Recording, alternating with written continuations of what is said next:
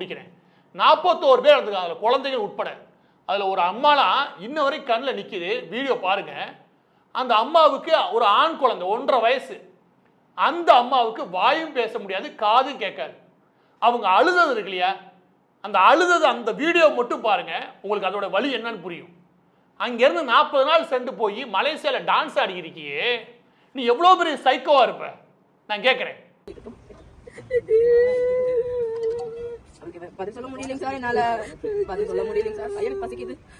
அவனை சொல்லி நிறுத்துங்களேன்டா.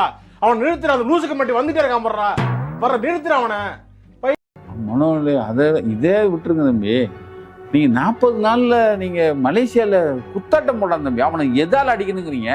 குத்தாட்டம் போறான், 41 பேர் செத்துருக்கான், அதுக்கப்புறம் ஒருத்தர் செத்துருக்கான். இதெல்லாம் விட அவன் இங்க வச்சு பண்ணக்கூடாதுன்னு மலேசியால உட்காந்து அவன் குத்தாட்டம் போறானா, அவன் இன்னும் விட்டு வைக்கிற தப்பு இல்லை தம்பி. எனக்கு இந்த கேமராக்கள் 4 மூலையிலையும் காஸ்ட்லி கேமரா வச்சிருக்காங்கன்னு சொல்லிட்டாங்க. அவ்வளோ, வேற ஒன்றும் கிடையாது. ஆனா அதுதான் உங்களுக்கு ஒரு புரிதல் விஷயம். எதுக்கு காஸ்ட்லி கேமரா? சினிமா பெரிய இந்த இவங்க எடுப்பாங்கல்ல அந்த கேமரா, அது திரைப்படம் எடுக்கக்கூடிய கேமரா. 63 ட்ரோன். அந்த 4 இயக்குறதுக்கு பெரிய கேமராமேன் இவங்க எல்லாரும் இருக்காங்க. கத்தியில குத்துனது இது எல்லாமே சம்பவம், படத்துல வர சம்பவங்கள். அது அதைத்தான் ஒரு அம்மா சொல்லுதுல, லோக்கல் மாவட்ட செயலருடைய ஒய்ஃப் சொல்லும், ஒரு ஆள் கத்தியில குத்துனதெல்லாம் பார்த்தேன். இது எல்லாமே அந்த படத்துல வர்ற சம்பவமா இருக்கும். ஏன்னா துணை நடிகரை வச்சு அவன் இது பண்ணியிருப்பான். புரியுதா உங்களுக்கு? நான் பார்த்தனே அப்படிங்குதுல.